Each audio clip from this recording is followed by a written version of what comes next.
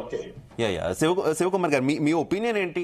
కేంద్రం చేపట్టబోతున్నటువంటి ఈ డీలిమిటేషన్ కి సంబంధించి కావచ్చు, ముఖ్యంగా దక్షిణాది వ్యవహారంలో చాలా అనుమానాలు, అపోహలు ఇంకా కంటిన్యూ అవుతున్నటువంటి పరిస్థితి. కేంద్రం నుంచి ఒక స్పష్టమైనటువంటి క్లారిటీ అయితే ఇప్పటివరకు కూడా ఏమీ రాలేదు, భవిష్యత్తులో వస్తుందని బీజేపీ నాయకుల నుంచి అయితే చెప్తున్నటువంటి పరిస్థితి. ఏం చెప్తారు? ముందుగా జీ తెలుగు ప్రేక్షకులకు, మీకు ప్యానెల్లో శేషు గారికి, వెంకటరెడ్డి గారికి మరియు శ్రీనివాస్ గారికి నమస్కారం. అయితే ఇది మొదటి నుంచి మనకున్న అపోహ. మొత్తానికి ఏదైతే దక్షిణాది రాష్ట్రాలకి మొత్తానికి మోసం చేస్తూ బీజేపీ ప్రభుత్వం గతంలో 2007 or 2009 లో డీలిమిటేషన్ జరిగినాయి అనుకుంటా. దాని తర్వాతనే 2002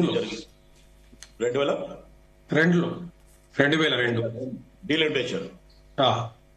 ఈ ఓకే. అయితే సనత్ నగర్ అప్పుడు మాకు ఈ బన్సలాల్పేట 2009 మన రాష్ట్రం ఓన్లీ మన అదే శేషు గారు. అంటే నేను సనత్ నగర్ ని ఈ బన్సలాల్పేట్ తర్వాత పద్మారావు నగర్ ని ఇక్కడ కలిపి సికింద్రాబాద్ ఉన్నది సనత్ నగర్ కి వచ్చింది. అందుకే నాకు 2009 అనేది కన్ఫర్మేషన్. అయితే బీజేపీ ప్రభుత్వం మాక్సిమం గా నార్త్ లో వాళ్ళ సీట్లు పెంచుకొని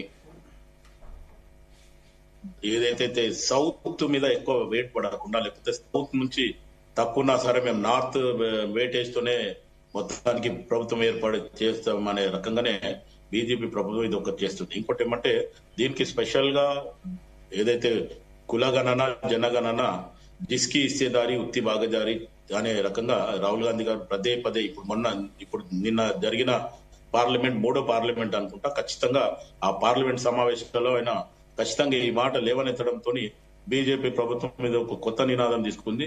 2027 లో మేము కులగణన, జనగణన చేస్తాం. ఆ తర్వాతనే ఎందుకంటే ఈ బీసీ 42% ఏదైతే కాంగ్రెస్ పార్టీ డిక్లరేషన్ చేసిన తర్వాత దానికి ఆల్రెడీ కాంగ్రెస్ పార్టీ ఏదైతే ప్రక్రియ అంతా చేసిందో దానికి బీజేపీ ససేమరా అన్నది మన 42% కూడా ఇవ్వలేదు. ఒక స్పెషల్ సెషన్ పెట్టో లేకపోతే జీవో కూడా తీసి ఖచ్చితంగా 42% బీసీలకు ఇవ్వమని చెప్పి కూడా ఒత్తిడి తీసుకొస్తే కూడా బీజేపీ వాళ్ళు సస్యమన్న రకంగా ఇది చేసిండ్రు. ఇంకోటి ఏమంటే ఒకవేళ కాంగ్రెస్ పార్టీ తెచ్చిన ఒత్తిడికి వాళ్ళు చేసుంటే కాంగ్రెస్ పార్టీకి క్రెడిట్ వస్తుంది అనే రకంగా కూడా బీజేపీ ప్రభుత్వం ఆలోచించే ఈ కులగణన, జనగణన మేము 2027 లో చేస్తామన్నారు.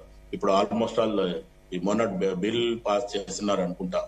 అయితే అది నాకు కరెక్ట్ కన్ఫర్మేషన్. సో ఇప్పుడు ఆ ప్రక్రియ స్టార్ట్ చేయడము, ఆ ప్రక్రియ స్టార్ట్ చేసి వాళ్ళు మొత్తానికి ఇప్పుడు నిన్న కాక మొన్న సండే రోజు కూడా ఓట్ చోరీ, గద్దీ చోడు అనే రకంగా కూడా సెంట్రల్ లో పెద్ద నినాదం తీసుకురావడం జరిగింది. కాంగ్రెస్ పార్టీ పెద్ద ఎత్తున బీజేపీ ప్రభుత్వం మీద ఒత్తిడి తీసుకురావడం జరిగింది. ఎందుకంటే ఎలక్షన్ కమిషన్ ఆఫ్ ఇండియా కూడా లేదంటే ఈడీ ఇవన్నీ కూడా బీజేపీ ప్రభుత్వానికి వతసు పలుకుతూ బీజేపీకి సపోర్ట్ చేస్తుంది.